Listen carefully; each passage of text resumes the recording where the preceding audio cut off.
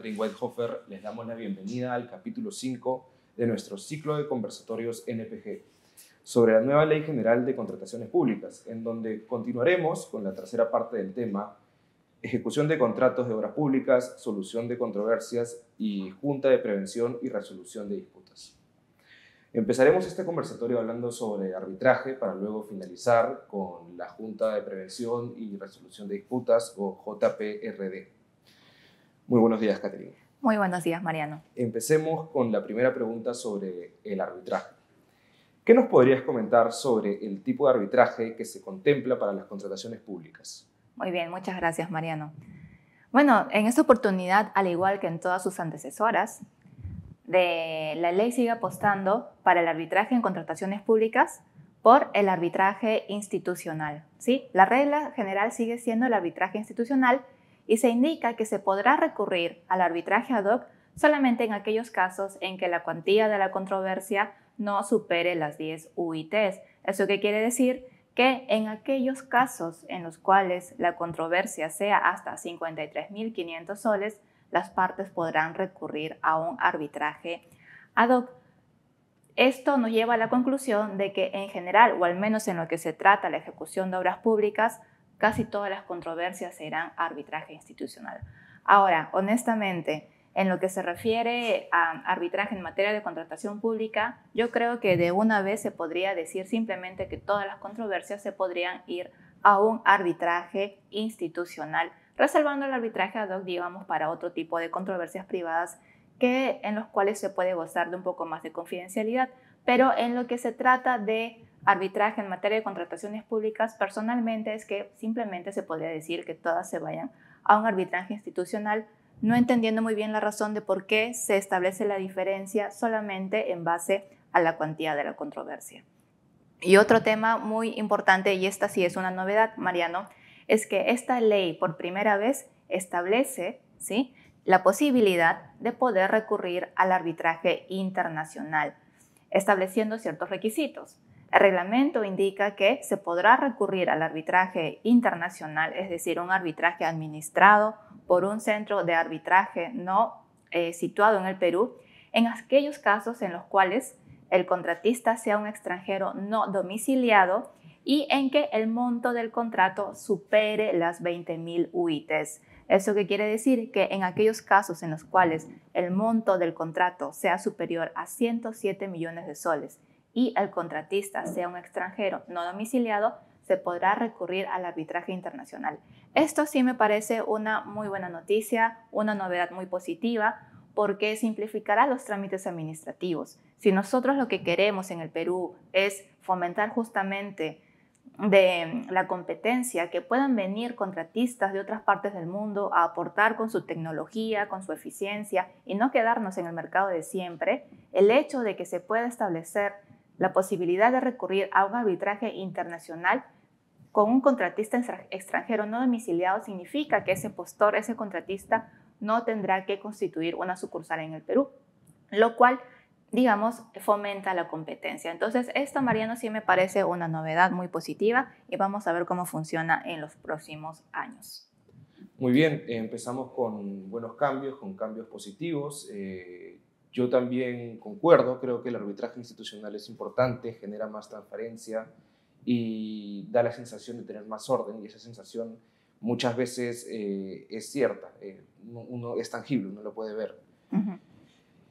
Damos paso entonces a la segunda pregunta sobre arbitraje, y es la siguiente: si es posible identificar algún punto de colisión entre el arbitraje y la Junta de Resolución de Disputas. Muy bien, Mariano, excelente pregunta.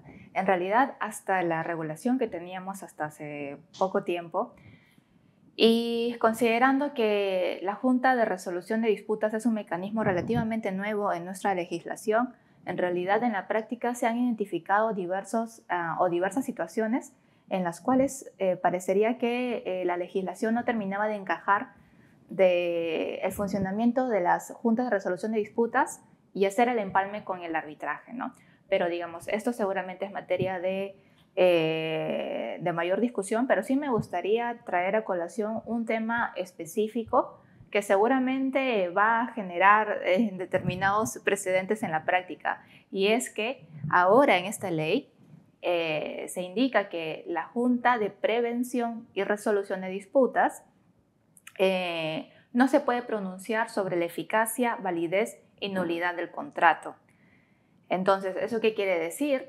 Que respecto de estas controversias, eficacia, validez y nulidad del contrato, las partes podrán recurrir directamente al arbitraje sin necesidad de agotar previamente el procedimiento de la Junta de Prevención y Resolución de Disputas, pese a que esta junta ya puede estar constituida en su contrato.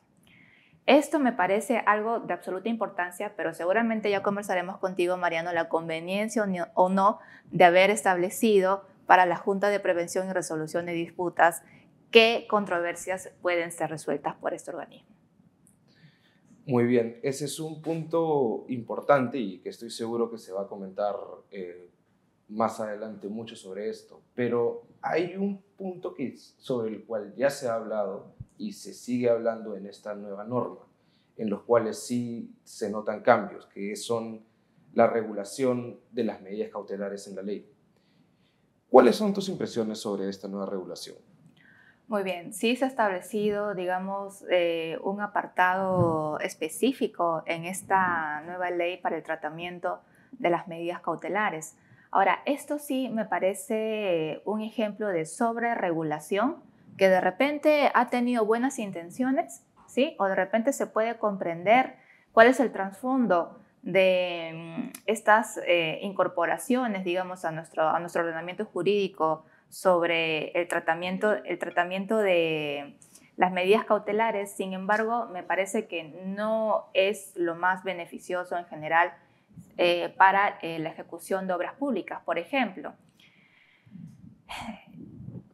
en lo que se refiere a medidas cautelares, las partes, no solamente el contratista, sino la entidad, tienen dos caminos: irse al Poder Judicial o irse, digamos, ante el mismo tribunal arbitral. Ahora, normalmente, la ley de contrataciones y su reglamento sí establece la obligatoriedad del arbitraje. Entonces, normalmente las medidas cautelares van a ser tramitadas frente al tribunal arbitral.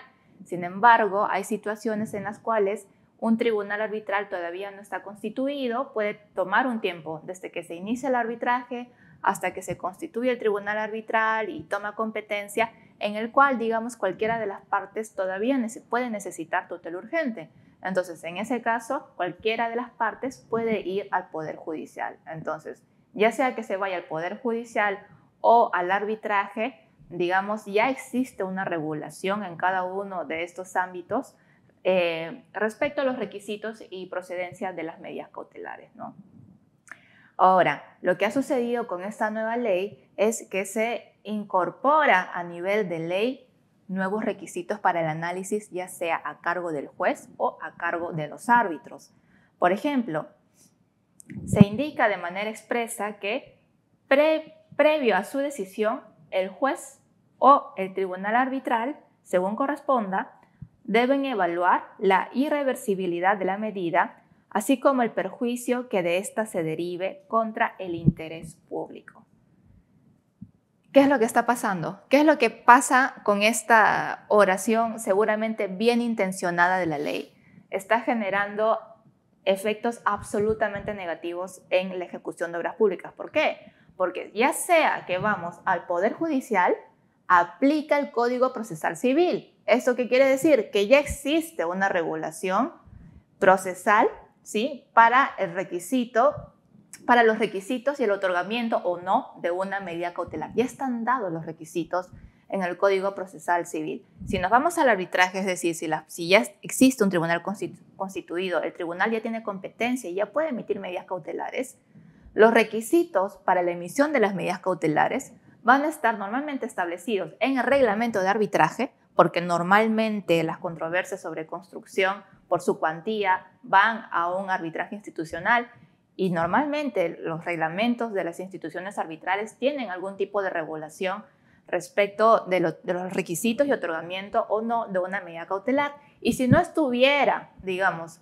en el reglamento, podemos recurrir a otros a otros documentos, por ejemplo, buscar de las normas en las cuales se inspiró la Ley Peruana de Arbitraje, recurrir al soft law. Nuestra propia ley de arbitraje dice que si existe algún aspecto no regulado en las reglas de arbitraje, nos tenemos que ir a los usos y costumbres arbitrales. Es decir, nosotros podemos tomar como referencia, ya sea la ley modelo UNCITRAL, o podemos tomar como referencia los requisitos que se encuentran establecidos para el otorgamiento de las medidas cautelares en otros centros de arbitraje, por decir.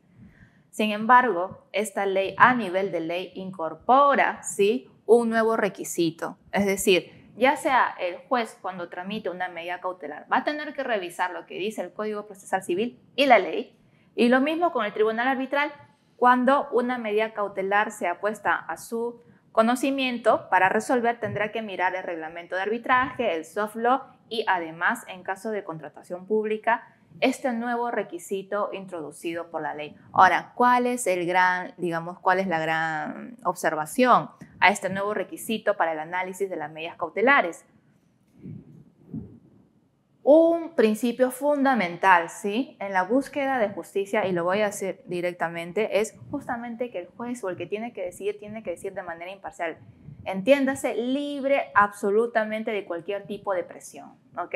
Sin embargo, esta ley, al momento en que dice juez o árbitro, si vas a otorgar una medida cautelar, tienes que evaluar la irreversibilidad de la medida, ¿sí?, es decir, los efectos de esa medida cautelar, así como el perjuicio que de ésta se derive contra el interés público. Es decir, ya se está introduciendo a nivel de la ley un sesgo contra las medidas cautelares, asumiendo que otorgar una medida cautelar significará que se produzca alguna afectación al interés público, cuando es absolutamente todo lo contrario. Cuando una medida cautelar es bien analizada, bien resuelta, bien decidida, no se afecta el interés público, ¿sí? ¿Por qué? Porque se debe resolver únicamente mirando el ordenamiento jurídico, legal, contractual y las evidencias fácticas, ¿sí? Cuando se pone a consideración de un juez o de un tribunal arbitral una medida cautelar, tienen que resolver conforme a derecho, tienen que resolver conforme a las estipulaciones contractuales, a las normas legales que aplican al contrato y toman en consideración los hechos del caso, y esa será una decisión justa, recta y razonable. Si como resultado de eso es que se otorgue la medida cautelar, no se perjudica el interés público, porque lo que se está haciendo es resolver conforme a derecho, ¿sí? Es emitiendo una decisión justa. Sin embargo, el hecho de que esta ley establezca que además de estos requisitos, ya sea del reglamento de arbitraje o del Código Procesal Civil, el juez o el árbitro tiene que evaluar, digamos, el perjuicio que se derive de la medida cautelar contra el interés público, me parece que de entrada se está asumiendo que la emisión de medidas cautelares está visto como algo malo, cuando no necesariamente es así.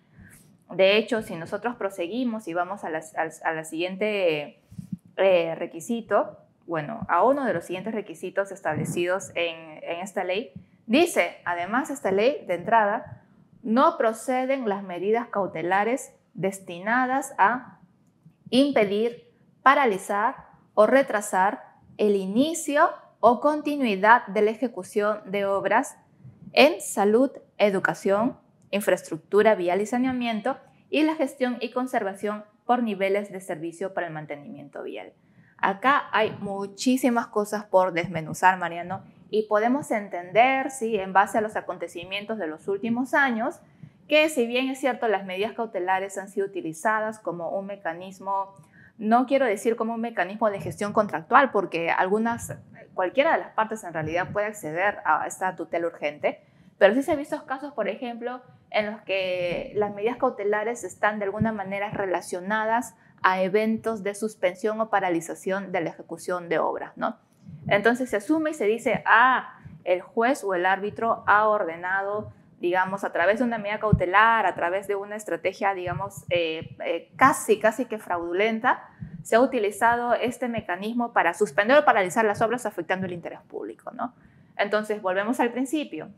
Si es que una medida cautelar es analizada, resuelta, ¿sí?, sobre la base de los hechos y el derecho, la decisión, sea cual sea, no va a afectar el interés público. Por ejemplo, y les pongo un caso, ¿qué sucede en el caso de la ejecución de una obra en el cual por cualquier motivo, lo más eficiente, lo más eficiente es que una obra sea suspendida temporalmente, por ejemplo, hasta que se pueda terminar la liberación de predios, ¿sí? Que es, digamos, en el Perú, en la ejecución de obras públicas en el Perú, esto es pan de cada día. ¿Qué es lo que sucede? Uno ingresa, por ejemplo, al sitio de la obra y puede ser que ciertos predios no estén liberados, ¿sí? Puede ser que los posesionarios o los propietarios presenten oposición porque nadie coordinó con ellos, ¿sí? O puede ser que, por ejemplo, ingreses al sitio y pese a que tienes los CIRAS, ¿sí? A veces uno está excavando y se encuentra con restos arqueológicos. Entonces, es decir, pueden suceder un montón de situaciones en las cuales lo más eficiente puede ser que las partes, y eso sería lo ideal, que las partes aplicando un criterio de eficiencia y de ahorro de costos decidan, ok, voy a paralizar momentáneamente la obra hasta que se puedan solucionar estos problemas que son a nivel de gestión de proyectos, cosa que así ahorramos costos, porque de lo contrario, si no se suspendiera la ejecución de la obra, obligaría al contratista a tener todos sus recursos puestos a disposición sin producir, porque no podría, por ejemplo, seguir ejecutando la obra cuando está el posesionario todavía presente ahí, o cuando todavía están los restos arqueológicos ahí y hasta que el Ministerio de Cultura emita instrucciones acerca de cómo proceder. Entonces, imagínense si es que no se pudiera suspender las obras en ese tipo de situaciones. El contratista estaría poniendo a disposición su personal, su maquinaria, cada día incurriendo en gastos generales, en costos directos. Evidentemente, lo ideal sería que por una cuestión de gestión ambas partes pudieran ponerse de acuerdo. Y de hecho el reglamento permite a las partes ponerse de acuerdo, ¿sí? Para la suspensión de la ejecución de la obra, pero a veces por diversos motivos no se puede llegar a ese acuerdo. Entonces, ¿qué es lo que va a suceder? Vamos a tener los recursos puestos a disposición sin producir y generando costos, o de repente lo más razonable es simplemente que se pare. ¿Qué pasa si las partes deciden o no se puede llegar a un acuerdo de no parar, ¿sí? Entonces, ¿qué sería lo más eficiente? No lo sé, eso dependerá de cada uno, pero a lo que voy es que nuevamente el hecho de que como premisa, ¿sí? Se asume prácticamente en esta ley que paralizar es malo, lo cual no necesariamente es así, es simplemente ver la superficie de una herida, es decir, viene la ley a poner una curita en la herida y decir, mira, yo no quiero que la obra sangre, le voy a poner una curita, ¿sí? Cuando lo que tenemos que ver en realidad qué es lo que está produciendo la herida, ¿sí? Y normalmente esto se da a nivel de ejecución, de la gestión del proyecto. Las medidas cautelares o los temas procesales en realidad se van diseñando conforme a lo que va pasando en los hechos en la obra.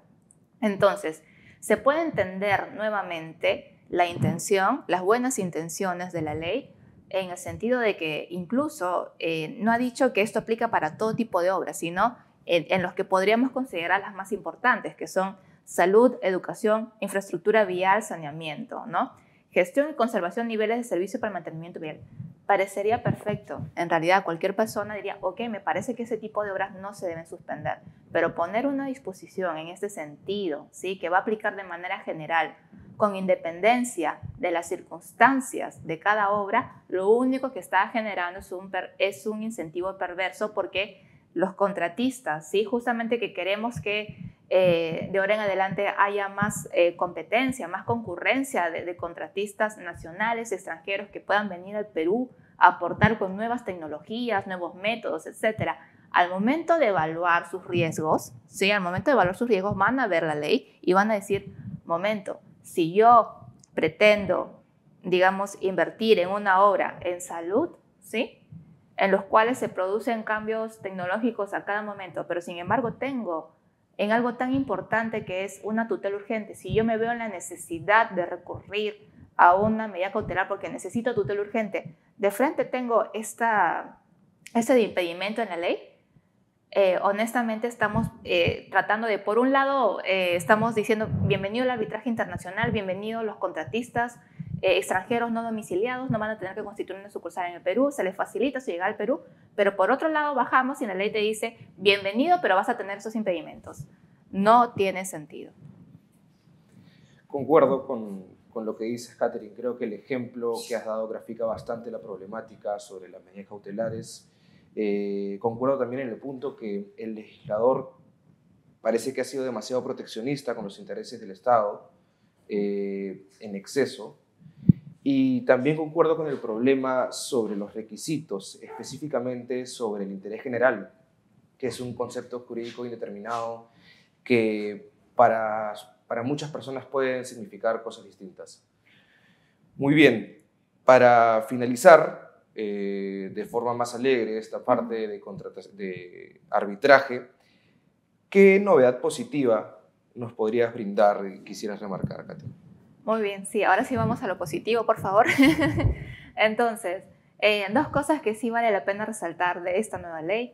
La primera de ellas es que se dice de manera expresa que cuando ya se emite un laudo, ¿sí? Y especialmente, esto es algo que en realidad debería aplicar para ambos, pero la ley específicamente pone esta carga en las entidades públicas, es que tienen que hacer un análisis de costo-beneficio si es que se está planteando la posibilidad de iniciar un procedimiento de anulación del laudo. Esto en realidad me parece lo más razonable, lo más responsable posible, por varios motivos. Uno de ellos es que las entidades no tienen que pagar tasas en la tramitación de los procedimientos judiciales de anulación del laudo, ¿sí? En cambio, los contratistas sí.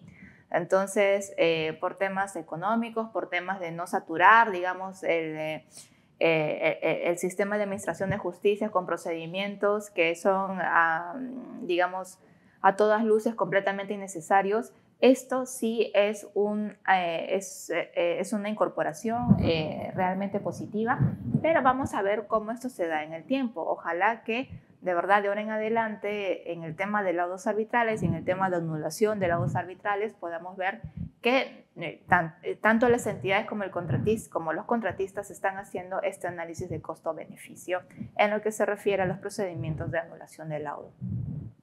Otra cosa que también, digamos, esto sí es novedoso, es que se indica de manera expresa, ¿sí?, que las controversias relacionadas a prestaciones adicionales aprobadas por la entidad sí pueden ser sometidas a la Junta de Prevención y Resolución de Disputas o Arbitraje. ¿Qué es lo que sucede? Ya desde hace mucho tiempo atrás existe una regla que dice que no se puede tramitar ni en las juntas de resolución de disputas ni en arbitraje las controversias relacionadas a la aprobación o falta de aprobación o ejecución de prestaciones adicionales de obra.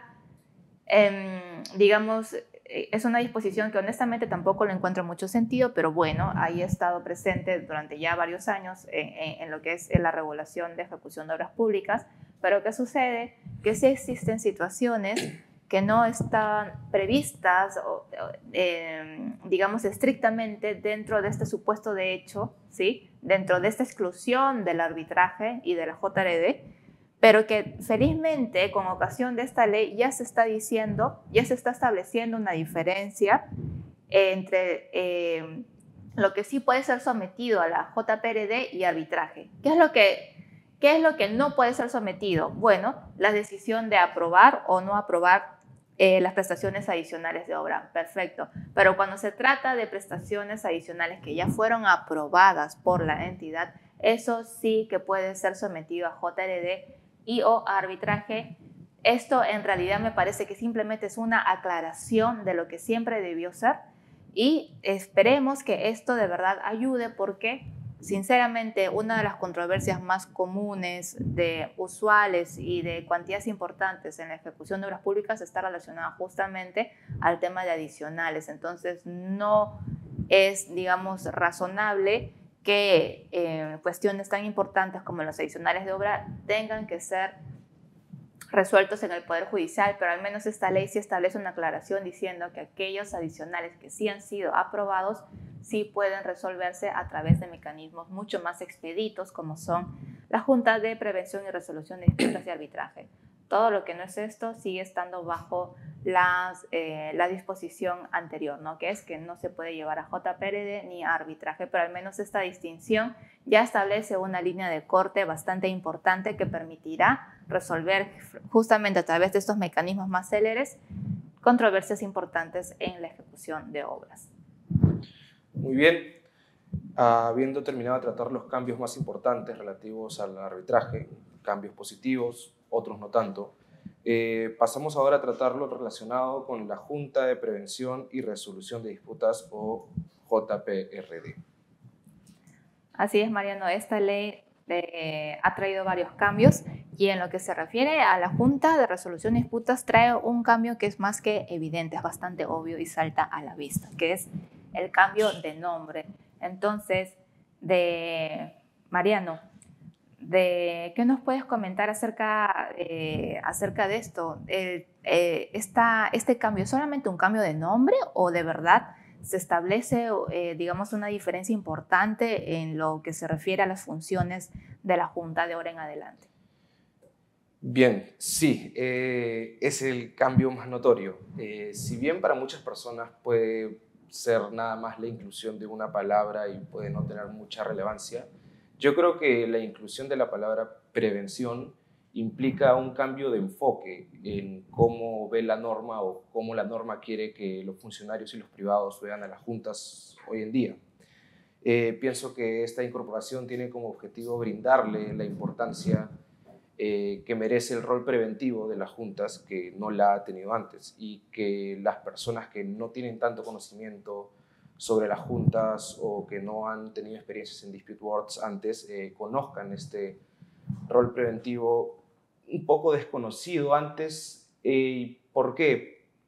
Lo digo porque en el antiguo reglamento no se menciona el rol preventivo desde el nombre, antes era Junta de Resolución de Disputas, pero tampoco se mencionaba en ninguna parte este rol preventivo, se hablaba nada más de decisiones, de solución de controversias. En este nuevo reglamento, a diferencia del anterior, bueno, el primer cambio que ya mencionamos, que se agrega la prevención en el nombre de las juntas, pero también en esta nueva norma se establece como primera función la de asistir a las partes en la prevención de conflictos, dándole el protagonismo, repito, que siempre debió tener este rol preventivo. Pero no solo eso, sino que el nuevo reglamento le dedica un artículo al rol preventivo, brindando pautas generales de cómo funciona, del objetivo que tiene este rol. Nuevamente, para algunas personas lo incluido en este artículo puede parecer un poco obvio, pero teniendo en cuenta que lo que busca justamente la nueva ley y el nuevo reglamento es la masificación y el uso general de las juntas, creo que esto sí va a ayudar a bastantes funcionarios e inclusive a privados que no están tan relacionados con el tema porque no ven ejecución contractual y ahora sí quieren verlo, o porque nada más se han dedicado al arbitraje y desean incorporarse a este mecanismo, ya sea como privado, como Estado, como adjudicador. Entonces, si bien este cambio no es revolucionario y para algunas personas no puede parecer tan relevante, yo creo que sí es importante y sí es para aplaudir, dado que cambia el enfoque de cómo las personas que no están tan relacionadas con este mecanismo pueden ver la Junta de Resolución de Disputas. Muy bien, Mariano. Entonces, siguiendo un poco con este cambio de nombre, las funciones, ahora vamos a ver que en esta nueva ley ya se hace, digamos, a mi parecer, se hace una sobrereglamentación de muchas cosas y esto también ha alcanzado de alguna manera a las juntas de prevención y resolución de disputas. Entonces, por ejemplo, en el caso de estas juntas, se ha efectuado un detalle de sus competencias. Entonces, ¿tú estás de acuerdo en que se haya establecido, detallado tales competencias en esta nueva ley? Ese es un punto muy importante. Sí estoy de acuerdo con que se especifique las competencias de la Junta de Resolución de Disputas, creo que es importante delimitarlas. ¿Por qué? La antigua ley indicaba que la Junta puede resolver sobre toda controversia que surja durante la ejecución de la obra hasta la recepción total de la misma. Es decir, puede resolver sobre absolutamente todo. La nueva ley, como ya mencionaste, indica que la Junta no puede resolver sobre eficacia, validez y nulidad del contrato, pero que sí puede resolver sobre controversias técnicas y sobre controversias contractuales, incluyendo las prestaciones adicionales aprobadas por la entidad. Estoy de acuerdo con la delimitación, pero no estoy de acuerdo con la delimitación que se ha efectuado en este caso. ¿Por qué? Las juntas no se pueden expresar sobre la eficacia, validez y nulidad porque son cuestiones de puro derecho. Sin embargo, sí se puede pronunciar sobre controversias contractuales, incluyendo prestaciones adicionales. ¿Por qué es relevante esto?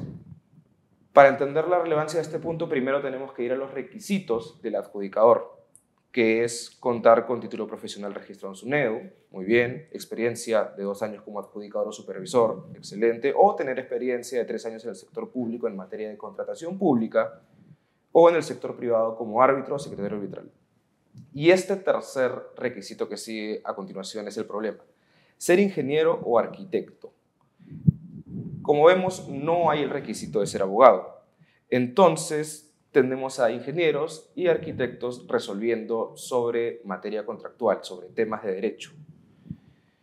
Algunos dirán que no hay problema, que con la experiencia requerida ya tienen conocimientos con la norma y ya pueden resolver sobre derecho, pero yo pienso que no es así. Resolver sobre derecho no implica solo la verificación de un supuesto de hecho y la aplicación de la consecuencia legal correspondiente, sino que resolver sobre controversias contractuales, sobre derecho, implica el entendimiento y manejo sobre conceptos como principios del derecho, uso de conceptos jurídicos indeterminados, discrecionalidad parcial o total, actos fictos que pueden ser declarados nulos e ineficaces, régimen de invalidez, equilibrio económico-financiero, confianza legítima, teoría de actos propios, temas que sí requieren una especialidad y que sinceramente un ingeniero o un arquitecto o cualquier persona que no haya estudiado derecho y que no tenga la especialización en contratación pública, creo que no está preparado para resolver. Y este es un problema porque no se solicita en una junta de resolución, junta de prevención y resolución de disputas que contiene 3 miembros en los cuales hay un abogado, no habría problema, podría él ayudar a resolver sobre estos conceptos, pero en las juntas donde solo hay un miembro y este miembro es un arquitecto o un ingeniero, creo que sí tendríamos bastantes problemas dándole la capacidad o la competencia para que pueda resolver sobre estos temas. Entonces, no es leer la norma y ya estás listo para resolver al respecto. No, es una especialidad del derecho que tiene que ser tratada con seriedad y creo que para que la Junta tenga competencia para resolver sobre derecho, sobre temas contractuales, debería haber al menos un abogado. Estoy absolutamente de acuerdo contigo porque en las juntas de prevención y resolución de disputas se van a someter de manera inevitable cuestiones que van a requerir cosas como, por ejemplo, la interpretación de contratos, ¿verdad? Entonces debería, por más que sea, digamos, justicia rápida y reclamos en los que se va a buscar principalmente una solución técnica muy rápida, sin detenernos en una etapa probatoria muy prolongada, etc. Sin embargo, es inevitable, ¿sí?, aplicar el contrato. Entonces yo también estoy de acuerdo que no haría daño que por lo menos un abogado esté presente siempre en las juntas de prevención y resolución de disputas, y no lo decimos porque nosotros queremos, digamos, defender algún tipo de posible negocio, sino es que es absolutamente cierto que todo reclamo generado bajo un contrato de todas maneras se va a necesitar, si vamos a aplicar las reglas del contrato, si vamos a aplicar la ley y el reglamento, digamos, de alguna manera se va a necesitar hacer interpretación contractual. Y eso, a menos que otra cosa que sí podría, digamos, surgir a partir de esto, es que por lo menos los arquitectos, los ingenieros ya empiecen a, de alguna manera, capacitarse en algo, digamos, relacionado a el derecho contractual. Por lo menos, si vamos a continuar con esta regulación, yo creo que el mercado lo que debería hacer de manera espontánea, por favor, para poder asegurar la calidad de las decisiones de las juntas, es que se empiecen a capacitar en temas de derecho de contratos. Bueno, Mariano, ahora pasamos a temas un poco más procedimentales, porque esta nueva ley y reglamento ha efectuado cambios por ejemplo, respecto de los supuestos en los cuales tenemos que tener una junta de prevención y resolución de disputas. Entonces, en lo que se refiere a los montos y el número de miembros de la JPRD, ¿qué nos podrías comentar al respecto? Así es, como mencionas, se han efectuado cambios respecto a los montos en los casos en los cuales es obligatorio incorporar una junta de prevención y resolución de disputas a un contrato. ¿Cómo funcionaba en la antigua norma? Era obligatorio contar con una junta si es que el contrato era mayor a 20 millones de soles. Como es ahora, se ha reducido este monto y ahora es obligatorio en todo contrato mayor a 10 millones de soles. ¿Es importante este cambio? ¿Es negativo? ¿Es positivo? Bien, primero hay que ver cómo funciona en otros lados, cuál es el estándar internacional. Y el estándar internacional, para que los proyectos tengan una junta de prevención y resolución de disputas, o dispute board, como es conocido en otros lugares, se toma que es de forma obligatoria a partir de los 5 millones de dólares, lo cual es 18 millones de soles. Entonces, antes estábamos más cerca del estándar internacional, de 20 a 18, y ahora estamos un poco más alejados. Ahora es a partir de 10 millones hacia arriba. ¿Es malo alejarnos de este estándar internacional? Yo creo que en este caso no. ¿Por qué? Porque hay muchos contratos, en este caso, que se pueden ver beneficiados. Ya es un hecho, está comprobado, que tener una junta resulta mucho más favorable económicamente para ambas partes que irse a recurrir al arbitraje. Y porque normalmente estas juntas en unos contratos de 10, 20, 30 millones pueden ser manejados tranquilamente por un solo miembro, lo cual reduce el costo también de las juntas. Ahora bien, vamos al segundo punto, que es justamente sobre los miembros. Y esto aplica si es que no se ha acordado en el contrato. Si es que no se ha acordado en el contrato, en la anterior ley era contratos menores a 40 millones, un solo miembro. Si son mayores a 40 millones, 3 miembros. ¿En qué ha cambiado ahora? ¿Qué dice la nueva ley? Bueno, en vez de reducir el monto, como se dio, como hemos explicado anterior, esta vez se ha incrementado el monto. Ahora es 50 millones. Si el contrato es menor a 50 millones, un solo miembro. Si es mayor a 50 millones, 3 miembros. Creo que esto sí es un error, por lo ya explicado anteriormente. Una junta de un solo miembro puede tranquilamente manejar un contrato de 10, 20, 30 millones. No es necesario que se llegue a un monto tan alto. Entonces, sobre este punto tenemos un aspecto positivo y un aspecto negativo, pero igual no me aventuraría a confirmar totalmente esto. Me gustaría ver la realidad y encontrarnos expectante a cuáles van a ser los resultados de este incremento y de esta reducción del monto en la obligatoriedad de las juntas y del número de los miembros en las juntas. Muy bien, Mariano, estoy de acuerdo contigo. Y ya para ir concluyendo de este tema de las juntas, ¿qué otro cambio importante has podido identificar en esta nueva ley? ¿Se ha efectuado algún cambio, por ejemplo, respecto a las decisiones de las juntas de prevención y resolución de disputas? Sí, las decisiones, ya se había hablado en un artículo en la norma al respecto, en la norma anterior. Se ha seguido básicamente la misma línea en esta nueva norma, pero se ha reforzado el cumplimiento obligatorio de las decisiones. Me explico.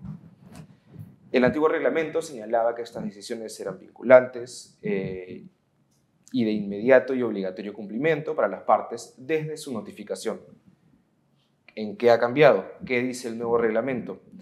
El nuevo reglamento ha ido más allá y ha establecido en el artículo 353 que el incumplimiento de la decisión faculta a la parte afectada a resolver el contrato, muy bien, y a demandar la ejecución de la decisión con base a su mérito ejecutivo. Es decir, ahora las decisiones tienen un mérito ejecutivo, conforme al artículo 80 de la ley. Si no revisamos el artículo 80 de la ley, podría decirse que estas decisiones tienen mérito ejecutivo al emitirse. Sin embargo, el artículo 80 indica que si ninguna de las partes, la decisión adquiere mérito ejecutivo solo si ninguna de las partes comunica su desacuerdo con la decisión en 20 días o si habiendo comunicado no inicia el arbitraje dentro de los plazos de caducidad establecidos. Entonces, daría la impresión de que el arbitraje funcionaría como una segunda instancia en donde no se ha concedido efectos suspensivos respecto de las decisiones, pero sí siguen teniendo este carácter de obligatorio. No es que no nos encontremos de acuerdo con esto, creemos que es positivo.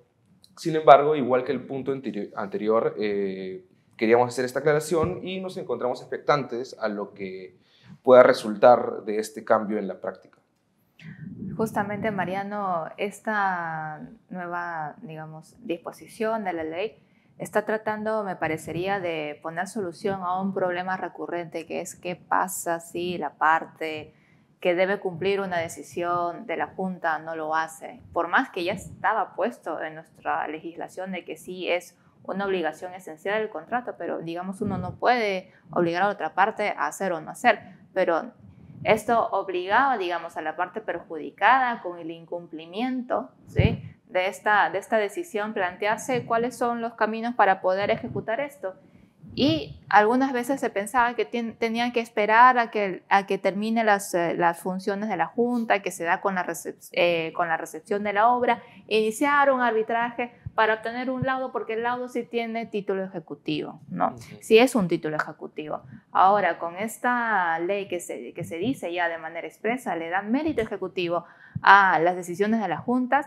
Me parece que es justamente lo que se necesitaba para poder terminar de dar eficacia, digamos, efectividad a este procedimiento que algunos dicen que es un procedimiento de resolución de controversias, otros dicen que no, que la Junta sigue siendo todavía parte del espectro de la gestión del proyecto. Pero esta es una discusión para otro día. Entonces, con eso concluimos de los temas de nuestro conversatorio acerca de los mecanismos de solución de controversias previstos en la nueva Ley General de Contrataciones Públicas. Ha sido para nosotros un placer que nos acompañen en este conversatorio y con nosotros ya será hasta otra oportunidad. Muy buenos días, hasta luego y que tengan excelente semana. Muchas gracias.